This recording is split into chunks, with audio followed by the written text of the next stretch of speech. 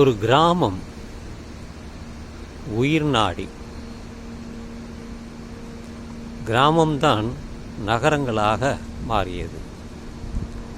ஆனால் கிராமத்தில் வாழும் மக்கள் வறுமையில்தான் வாழ்கின்றனர். யாரெல்லாம் நகரத்திற்கு சென்றார்களோ அவர்கள் வேலை வாய்ப்பு கிடைத்தது.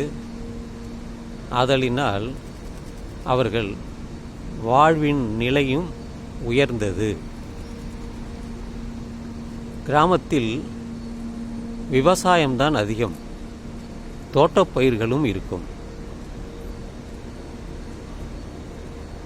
இந்த விவசாயத்தில் இருப்பவர்களுக்கு முன்னேற்றம் வேண்டும் என்றால் பல திட்டங்கள் செயல்படுத்தப்படுகிறது. முக்கியமாக சாலை வசதிகள்.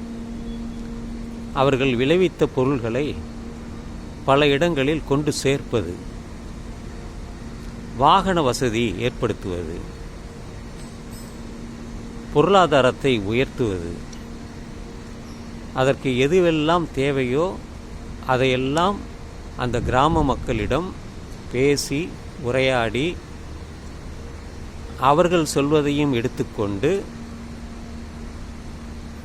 அவர்களுடைய வாழ்க்கை முறையை மாற்றுவதற்கு முயற்சி செய்ய வேண்டும். வெறும் வாயால் சொன்னால் நடக்காது. காரியத்தில் ஈடுபட வேண்டும், உழைக்க வேண்டும். அப்படி இருக்கும் பொழுதுதான் ஒரு கிராமம் உயரும். நானெல்லாம் கிராமத்தில் இருந்து நகரத்திற்கு வந்தேன். வாழ்க்கை நிலை உயர்ந்திருந்தது. காரணம் கல்வி, வேலை வாய்ப்புகள். கிராமத்திலே அந்த விவசாய வேலையை தவிர வேறு வேலை வாய்ப்புகள் கிடையாது. அதனால் அவர்கள் எல்லோரும் அந்த விவசாய வேலையை மட்டும் நம்பாமல் மற்ற வேலைகளையும் அவர்கள் செய்கிறார்கள். இருந்தாலும் அவர்களுக்கு கிடைக்கக்கூடிய ஊதியம் மிக மிக குறைவு. அதனால் பலர் கட்டுமான தொழிலில் ஈடுபடுகின்றனர், இடம் விட்டு இடம் போகின்றனர். காரணம், அதிக வருமானம் கிடைக்கும். பலர் படித்துவிட்டு அயல்நாடுகளுக்கு சென்று விடுகிறது. குடும்பம் நன்றாக இருக்கிறது, அவருடைய வீட்டு வசதிகளை பெருக்கிக் கொள்கிறார்கள். விறகடுப்பு வைத்து சமையல் செய்தவர்கள் தற்பொழுது கேஸ் வைத்துள்ளார்கள். இன்னமும் சிலர் விறகடுப்பை பயன்படுத்தியே வாழ்க்கை நடத்துகின்றனர். அவர்களுக்கு கிடைக்க சொற்ப கூலியிலே வாழ்க்கையை நடத்தி வருகின்றனர். ஆனால் யாரிடமும் கையேந்துவதில்லை, கொடுத்தால் வாங்கிக் கொள்வார்கள். கிராமம் உயர வேண்டுமென்றால் கிராம மக்கள் கொஞ்சம் விழிப்புணர்வோடு கல்வியும் வேண்டும். எது சரி எது தவறு என்பதை புரிந்து கொண்டு அதன்படி தங்களுடைய வாழ்க்கையை அவர்கள் அமைத்து கொள்ள வேண்டும். அதற்கு அரசு உதவி செய்கிறது. நிச்சயமாக கிராமத்திலே என்ன என்ன தேவையோ அதையெல்லாம் ஒரு அரசு செய்து வருகிறது.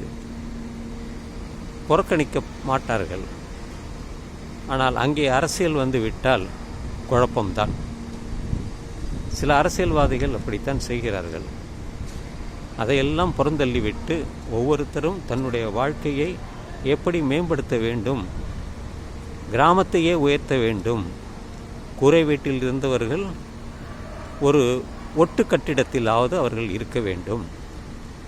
குறைந்த அளவு ஒரு சைக்கிளாவது இருக்க வேண்டும் சென்று வருவதற்கு. தற்பொழுதெல்லாம் பேருந்து எல்லா கிராமங்களுக்கும் சென்று வருகிறது. இலவச பேருந்தும் கிடைக்கிறது. அதையெல்லாம் அவர்கள் பயன்படுத்தி கொள்கிறார்கள். தன்னுடைய கொண்டு வந்த பொருட்களை ரயில் நிலையங்களில் வேறு மற்ற இடங்களில் வைத்து விற்கின்றனர். அதையெல்லாம் கண்கூடாக பார்க்கிறோம்.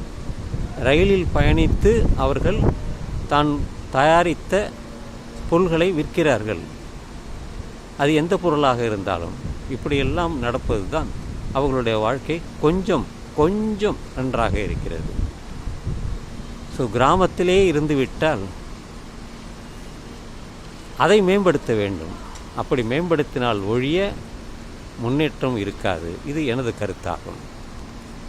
ஜெயரஞ்சன் என்பவர் திட்டக்குழு உறுப்பினராக இருந்தார். பல திட்டங்களை கொண்டு வந்து இன்று சமுதாயத்திலே வேலைவாய்ப்புகளை உருவாக்கி அவர்களை மேல்நிலையில் கொண்டு சென்றுள்ளார்கள் என்பது நிச்சயம். நான் ஒரு நிகழ்ச்சியில் கலந்து கொண்டதால் அதை நான் சொல்கிறேன்.